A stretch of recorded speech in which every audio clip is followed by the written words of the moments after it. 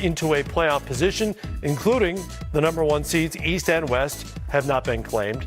Just 3 games separate the 7 spot through the 10 spots, so the play-in spots in the Eastern Conference, and only 5 games separate the 4 seed from the 11 seed in the West. And the 11 seed, of course, is not a seed at all because it means you've missed the play-in entirely and you're done for the year. So, in other words, there's a lot to play for in the final week. We thought we'd go through some of the important games over the final home stretch and see about the implications for these. And we'll start with Sunday, the 76ers and the Bucks in Milwaukee. You know, it's just a couple weeks ago, Milwaukee had this big lead in the East, and all of a sudden, it's over. Matt, it's not over. If you look at the Milwaukee Bucks and remaining the schedule, they may have to win out just to be comfortable. I know they still have a lead, but it's shrinking. All of a sudden, you have the Sixers right on their tail. You have the Celtics right on their tail. So this is going to be a big game with the Sixers and also MVP implications for Joel Embiid. Joel Embiid, perhaps Giannis Antetokounmpo. Voters are still considering him at least. All eyes will be on those games. Philadelphia, part of the second game we have on tap as well. That's Tuesday, Celtics and 76ers. And Sam, that could very easily become a second-round matchup unless either of those teams can do what Sean just talked about and overtake Milwaukee. Well, if you're Philadelphia, it's sitting there right there for you. You're playing the teams ahead of you that you need to beat. Also, but if you're the Celtics, you're right there. And the whooping they just put on Milwaukee in Milwaukee, I saw that game. I couldn't believe it. I thought I was seeing something different. And then you look at the Celtics. I'm going to take the Celtics, man. Look, when you look at Jaylen Brown and Tatum, those bookend forwards, no one has a matchup for them. You can slow one of them down, but you can't completely stop both of them. Their foot speed on the perimeter is what separates them from a lot of teams. They can break you down. And when I look at the Bucks, they can't guard on the perimeter. They have slow feet. They can't keep people in front of them, even though they got Giannis and Brook Lopez anchoring that defense at the rim. Look, once I get into the paint and start spraying the ball and make people start rotating and moving, that's what the Celtics do the best.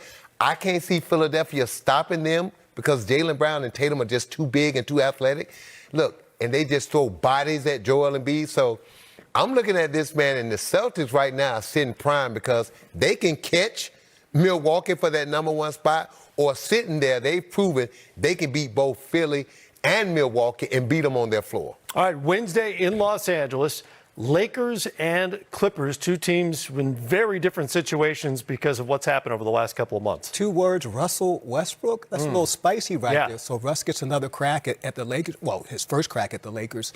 So that's an important game because it has seeding implications. Now, if you finish in the top 6, obviously you're guaranteed a playoff spot. So both of those teams might be in contention for that top 6 spot. Okay, Thursday in Phoenix, Nuggets and Suns. The Suns team that just got Kevin Durant back in the lineup. Yeah, I look at this, and for the Nuggets has been the best team in the Western Conference. No one's afraid of them. Why? Their defense, especially their rim protection. As good as the Joker been, he does not protect the rim well. So when you look at Phoenix, Kevin Durant back, Devin Booker, Chris Paul, DeAndre Ayton, this is the team that everybody's picking to come out the West. Why? Because how do you match up with them?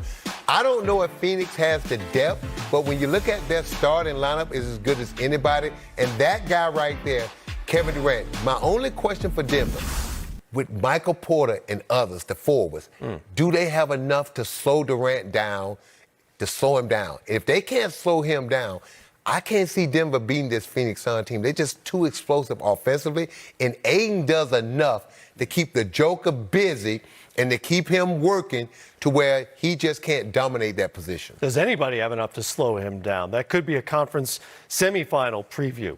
All right, next up, Friday night in Sacramento. There's been a lot of beam lighting there. They're all excited. They're back in the postseason. They get the Warriors, a potential first-round opponent. Before the season, you probably would have said the Warriors would be number 3, maybe in the West, and Sacramento might be fighting for a playoff spot. Well, the roles have reversed. The Kings have had such a great season for them. Considering where they've been, making the playoffs, Mike Brown, a former Kings assistant coach, coming in. You could argue that Mike Brown leaving the Warriors kind of hurt their defense because he was in charge of their defense, and the Warriors hadn't been playing very good defense. But, De'Aaron Fox, a clutch player. Just the way they've really rallied around that city.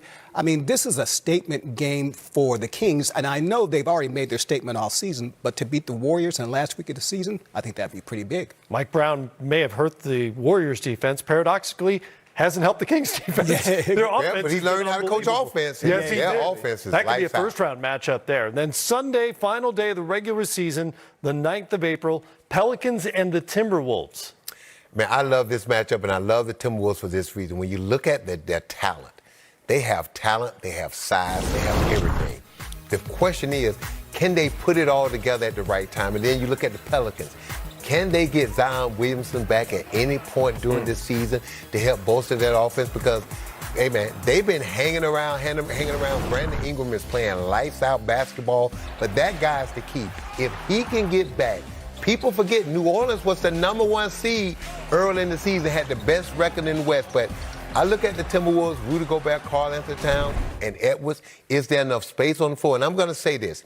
You do not have to play Karl-Anthony Towns and Rudy Gobert in the fourth quarter on the floor together. This is the playoffs. I know about they have to be on the floor. No, you have to win. Yeah. You have to give your team the best chance to win. And if you have to take Rudy Gobert out the last 5 or 6 minutes and play offense, defense, then do that. Don't get caught up into they both have to be on the floor because you made that trade and gave up all those assets. You made that trade to make you a better team to win in the playoffs and advance. Do what you have to do, coach, to give your team the best chance to advance. Zion Williamson is supposed to be reevaluated in the upcoming week. Maybe he's available for that game next Sunday. Next season, reportedly it's a 7-year deal with an opt-out for either side after 6. Among the details reportedly included a 65-game minimum for players to qualify for end-of-season awards, an in-season tournament beginning next season, an increase in the upper limits of contract extensions, and the forfeiture of the mid-level exception for some of the big spenders out there. Sean, what is driving this relative labor harmony? Well, this was done pretty quickly by both sides. You go back to 2005, they had the labor agreement done 9 days before the deadline. But this time you didn't hear any animosity or anything like that. They got it done because of one big thing, the next contract. That's a TV contract.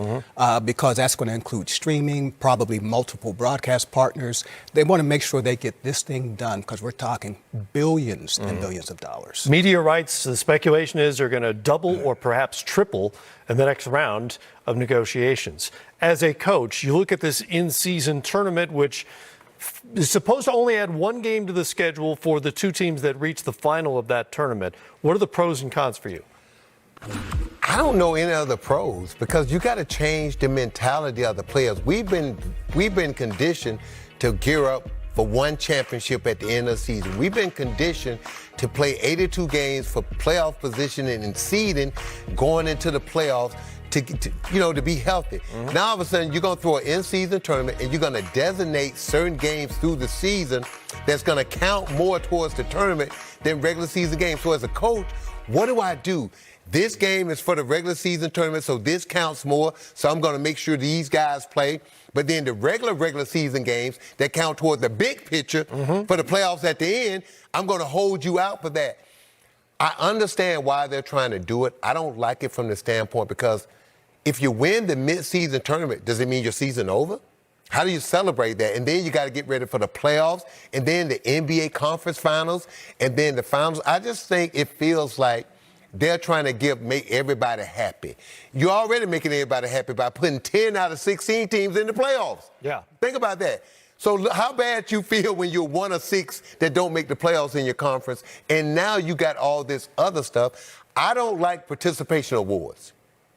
I like it for kids, but not as adults. And this sounds like a participation award for somebody else to have a chance to win something because everybody can't compete for a championship at the end of the year. I do know how they celebrate with the $500,000 per player for the winner. Are the coaches going to get the same amount? Because for the players with the money they're making, if you ask the players would they rather have a week off or a chance to play for $500,000, and I'm Dame Lillard making $60 million.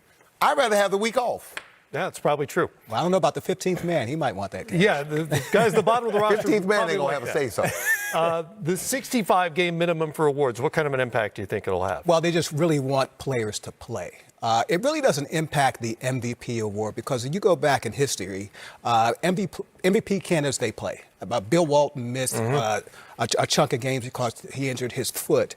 But if you look at some of the players this year that would be ineligible for All-NBA, that is the key. Yeah. You know, James Harden, Steph Curry, Damian Lillard, Devin Booker, you see the list right there. And why is that important? Well, it's important because it triggers That's right. maximum contracts, right? If you finish top, All-NBA first, second, or third team, all of a sudden, you could be in line for the Supermax. Yep. It's going to make them guys, you're going to start seeing guys, superstars play now, especially as they get close to that contract. Yes. Be some adjustments for sure, but at least there is a deal in place. More to come here, including a very high-profile 2023 Hall of Fame class to talk about.